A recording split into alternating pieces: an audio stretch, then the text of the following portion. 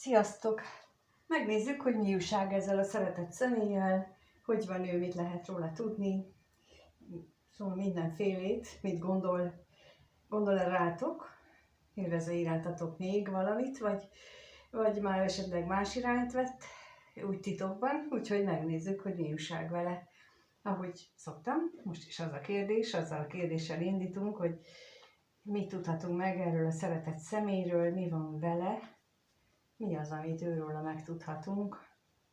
Ez a jelenlegi kérdés, hogy mit tudhatunk meg róla, mi van vele.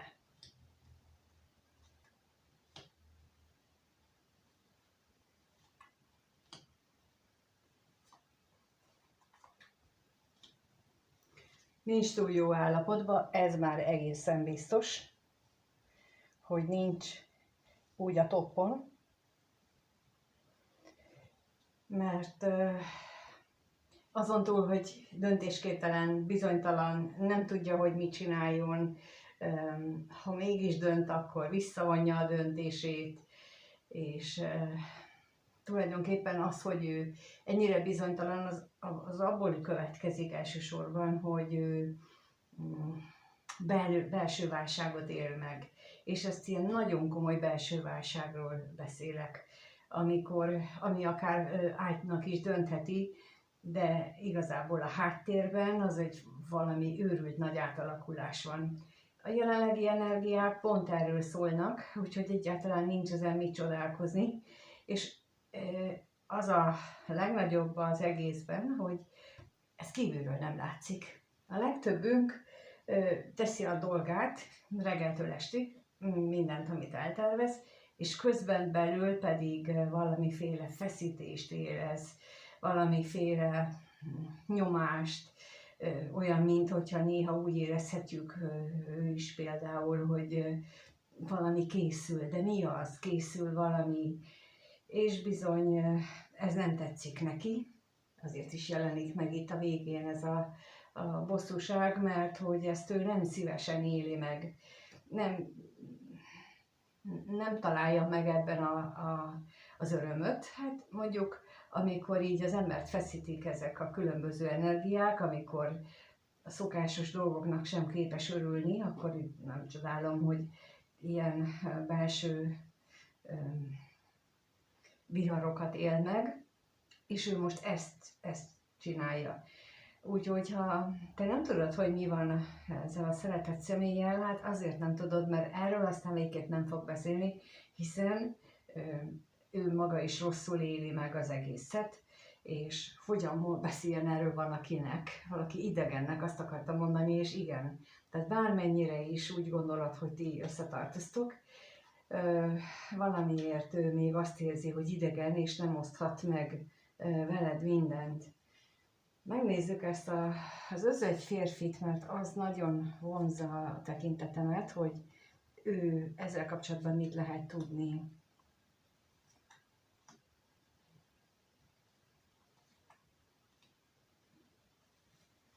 Elképzelhető, hogy ez a nagy változás, ez a fizikai síkon úgy nyilvánul meg, hogy neki azokról a dolgokról, amikhez ő hozzá volt szokva, ahhoz le kell mondania. És nem csak úgy, hogy önszántából, hanem úgy, hogy az élet arra kényszeríti. És akkor itt a betegség, amit az előbb mondtam, hogy valakinél fizikai szinten is megnyilvánul ez a betegség. Például amikor valaki így kórházba kerül, vagy nem kerül kórházba, de otthon kénytelen feküdni, vagy valahova oda rögzülni, azt olyankor azért teszi az élet, hogy változtasson a szokásán. Például amikor kórházba kerül egy dohányos, akkor bizony nem dohányozhat. És akkor muszáj neki leszokni. Hát, hogy ezt mennyire tudják megcsinálni, vagy sem, ez régen úgy volt, nem tudom mostanában, hogy működik, mert nem jártam kórház környékén, de régen úgy volt, hogy aki dohányosok kórházba kerültek, azok éjjel, meg nappal is kimentek és dohányoztak. De például az alkoholisták is, hogy hát nem is alkoholisták, csak akik hozzászoktak, hogy ők nekik a napi 1-2 üveg sör, 1-2 deci bemegy, azok nem tudják ezt így letenni. és pedig ilyenkor a sors azt szeretné, hogy változtassál már valamit. Ami ebben az esetben ilyenfajta életmódváltást is jelent, ilyenfajta komfortzóna elhagyást is jelenthet, de nagyon nehéz, és lehet, hogy pont ez az, ami miatt ő ideges. Amikor például leszokunk a domázásról, vagy az evésről, tehát hogy amikor ilyen nagy változtatásra szálljuk el magunkat, akkor bizony kicsit idegesebbek leszünk a hiányok miatt, a hiányérzet miatt, és ő is valószínűleg ezért éli meg itt ezt az indulatosságot, ezt a nehézséget, mert ez a fajta komfortzóna elhagyás, ez a fajta szokás megváltozás már nagyon-nagyon-nagyon régóta az élete része, és nem nagyon könnyű ettől megválni, még akkor sem, hogyha mondjuk ezt az égiek kényszerítik rá. Megnézzük még a halált.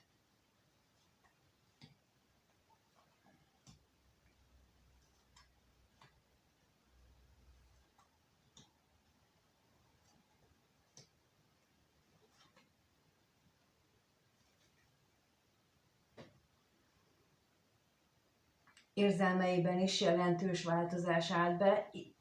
Úgy érzem igazából, hogy ez egy pozitív változás, mert olyan számomra ez az érzelmi változás, hogy ő hajlandó, inkább hajlandó már elköteleződni, mint korábban. Ezért mondom, hogy pozitív változást érzek, és itt az elköteleződést úgy értem, hogy lehet, hogy eddig ilyen jövőmenő ember volt, akire nem lehetett számítani, akit nem kifejezetten érdekelt, hogy mondjuk veled mi történik, és most meg olyannak látom, minthogyha ebben tényleg pozitív irányba lenne változás, hogy eszébe jut, hogy van a másik, és vajon mi van vele, és hogy elboldogul egyedül, és erre sokat is gondol. Az is lehet, hogy fél attól, hogy az a másik, akire gondol, az már feladta a vele kapcsolatos reményeit, fél attól, hogy ezek a gondolatai, azok már késő jöttek, és ő neki előbb kellett volna lépni, de minden esetre még azért a reménynek egy apró szikrája ott van a gondolatvilágában, és mivel hogy itt nem rólad kérdeztük, hanem csak általában véve, ezért nem tudom azt mondani, hogy veled kapcsolatosak ezek a megváltozott érzelmi dolgai, hanem úgy általában véve. Tehát például, hogyha, mint ahogy mondtam, valaki csak úgy járt virágról virágra, akkor egyszerűen megértette annak főleg, hogy így a komfortzóna elhagyás és minden egyébbel így az élet megtalálta, megértette annak a jelentőségét, hogy mit jelent mondjuk annak a másik személynek az, hogy ő keres magának helyette mást. És ezek ilyen nagy átalakulásokat jelentenek. Ez nem jön csak úgy, ez nem olyan könnyű. Aki azt hiszi, hogy ez egy könnyű, hogy változtasson és ne menjen, nem, az nem könnyű, mert ezek általában mindig a születéskor hozott életfeladat részei. Nem feltétlen ez a fő cél, ezek csak ilyen mellékek. Na és például, amikor az ősszel induló Orient csillag műhely, önmegértési műhelyekben ilyen életfeladatokról beszélünk, ami látható például a születési horoszkópunkban, hogy valakinek bizony ez egyik életfeladata, és ugye van egy nagy például, és akkor ahhoz meg csatlakoznak kisebbek, hát van akinek csak 1-2, van akinek meg 10, ez nagyon változó, ez attól függ, hogy ki milyen tudatszinten van, és ki mit vállalt be születése előtt, amikor megtervezik a teremtő lényei, a világot működtető lények, vagy nem működtető, hanem akik ismerjük, és aki az életeinket megtervezik, hát ők mit terveznek meg nekünk, és itt ettől függ ez, hogy kinek 1, kinek 11, vagy 21 ilyen életfeladata van, és ezt lehet így külön-külön boncolgatni és külön-külön dolgozni, ami aztán egy nagyjá összeáll. No, megnézzük akkor azt, hogy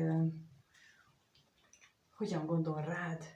Tehát a kérdés az, hogy ez a szeretett személy a nézővel kapcsolatosan hogyan gondolkodik, mit gondol róla, ha a nézőre gondol, mit gondol, ha a nézőre gondol. Mit gondol, hogyha a nézőre gondol?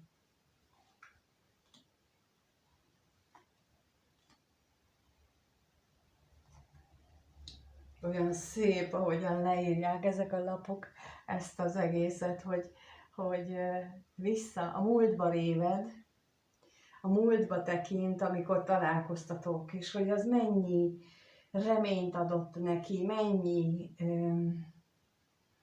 mennyi jó dolgot adott, vagy hozott az életébe az, hogy vele találkozott, és hogy az ő benne ez a találkozás, ez miféle reményteli üzenet volt az ő számára. Sokatoknál lehetséges ez úgy is volt, hogy ő tulajdonképpen ebből a találkozásból nyert új, friss erőt, és ő erre figyel most is, és nem kizárt, hogy ugye az előbb azt mondtam, hogy ő neki jelentős változások zajlanak az életében, ezt szokták úgy is nevezni, hogy gyógyul. Igen, hát bizonyos vagy a bizonyos szemszögből, ha így nézzük, igen. De a lényeg az, hogy ehhez erő kell. És az erőt, az pedig főleg ilyen állapotban, amikor ilyen nagy változások vannak, akkor nem bírjuk magunkból előteremteni, akkor szükség van egy külső forrásra, és például lehetsz te is ez a külső forrás, vagy a rád való emlékezés az, ami neki erőt ad ahhoz, hogy ő, hát mondjuk így, hogy kibírja ezt az átalakulást, ami energiára szüksége van, ez az emlékek adják meg a találkozásotok pillanata, az, hogy ő hogyan élte meg azt, lehetséges, hogy a kezdeti időszakok, azok a beszélgetések, ami akkor még lezajlott, és ami azóta is neki újra erőt ad. Megnézzük akkor itt a látogatást, hogy ez mit jelent.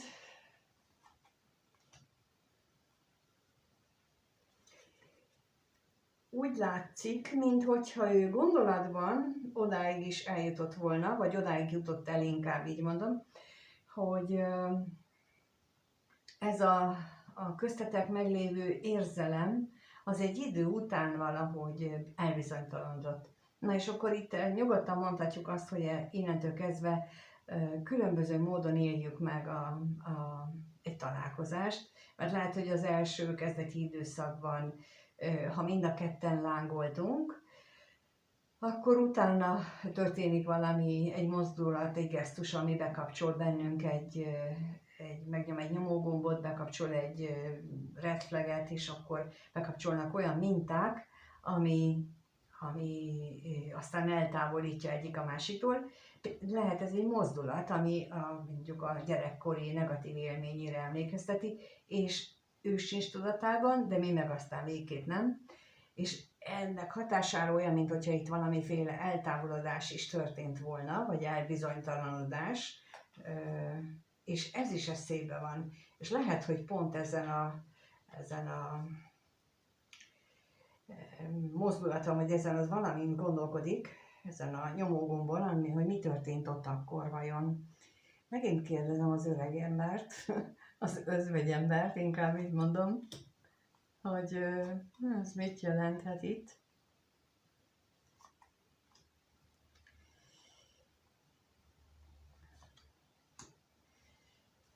Lehet, hogy ő valamiféle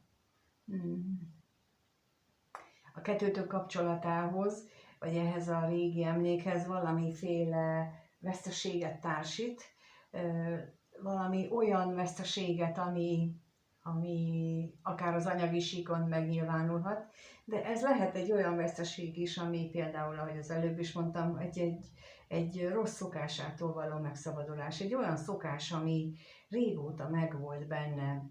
Ez lehet egy olyan szokás, hogy ő nem tisztelte mondjuk a párjait, nem tisztelte az, akivel ő kapcsolatban volt, és állandóan keresett másikat, és ő neki ez teljesen természetes volt, és mint hogyha itt most ebben például, vagy ugyanígy, ha lehet italozás, lehet drogozás, lehet bármilyen olyan szokás, ami hát most, ami most így eltűnőben van, ilyen kényszerűségből, tehát nem önszántából, hanem olyan, mintha így most azt élné meg. Na lássuk még itt az üzenetet.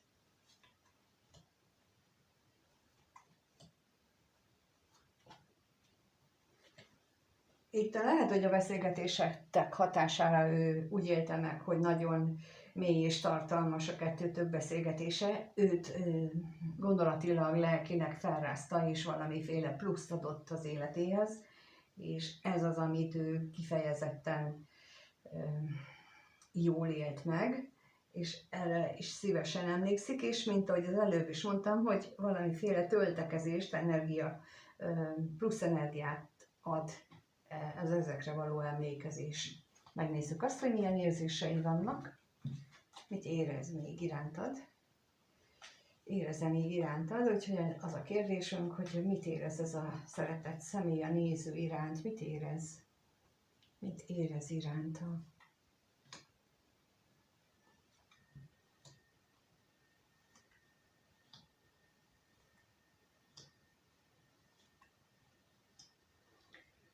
Úgy látom, hogy neki van az életében egy olyan személy, esemény, ami nagy hatással van az ő jelenlegi és az eddigi életére, az ő mintáira például.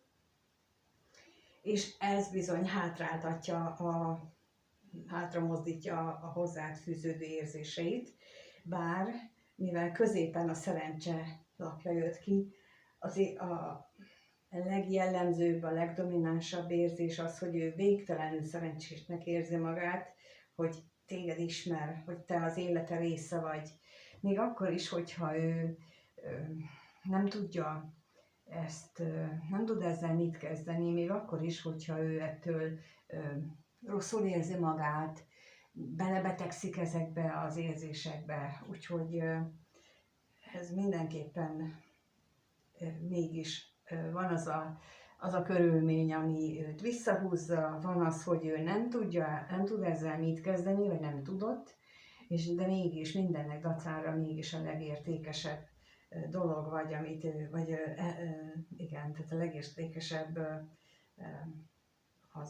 a lényed maga számára. Megnézzük ezt a szerencsét. Ezért.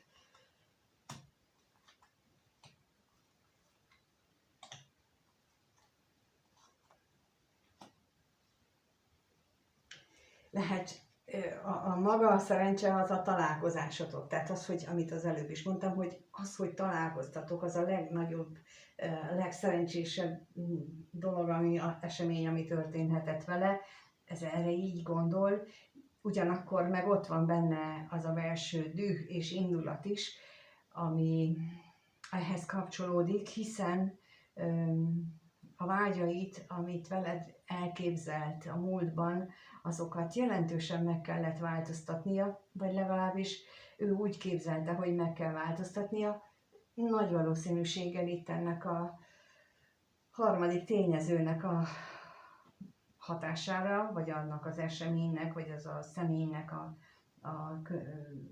hatására, és ez az, ami veled kapcsolatos. Tehát hiába vannak ott a veled kapcsolatos vágyai,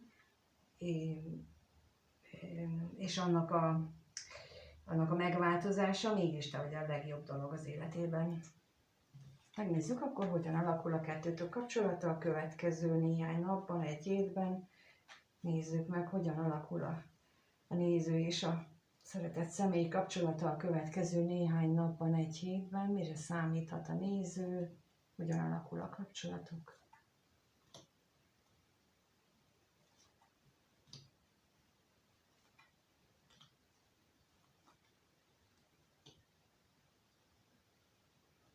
Én azt hiszem, hogy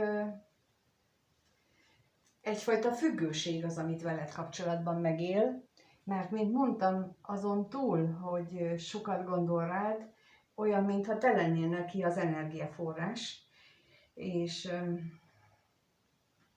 például az is lehet itt a probléma a következő néhány napban, hogy lehet, hogy jönne valamiféle esély egy találkozásra, de olyan, mintha ez valahogy valósulna el, és nem sikerülne túl jól.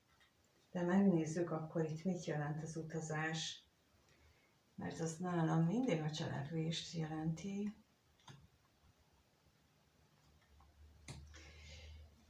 Ez hát egy reményteli változást mutat, még akkor is, hogyha ezt ő nem biztos, hogy így éli meg első pillanatra.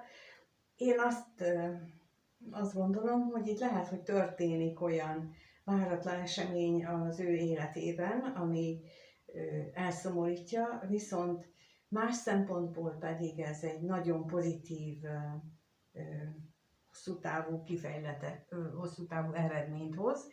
Tehát például ez olyan ilyesmire gondolok, hogy amikor valaki lekési mondjuk a buszt, és akkor az a busz, az meg balesetet szenved, vagy lekési a repülőt, vagy szóval egy ilyesmi. Tehát, hogy így ott, amikor lekési, akkor nagyon tühös, minden van, és akkor, amikor meg utólag kiderül, hogy ott olyanok utaztak, mondjuk, akikkel ő nem szívesen utazott volna, vagy belekötöttek másokba, szóval, hogy valamiféle olyan történt, aminek örül az ember, hogy tulajdonképpen nem volt a részese, akkor így kiderül, hogy jaj, de jó, hogy mégis jó volt ez.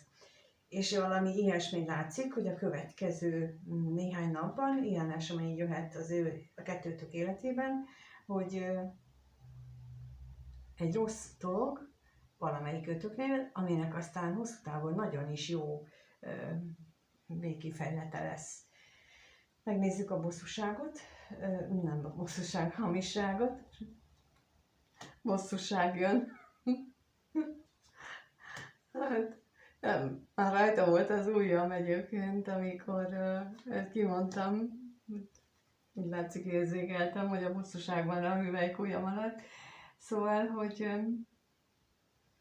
itt azt mondtam erre, hogy szinte beteges az irántad, ahogy vágyik rád, ahogyan rád gondol, és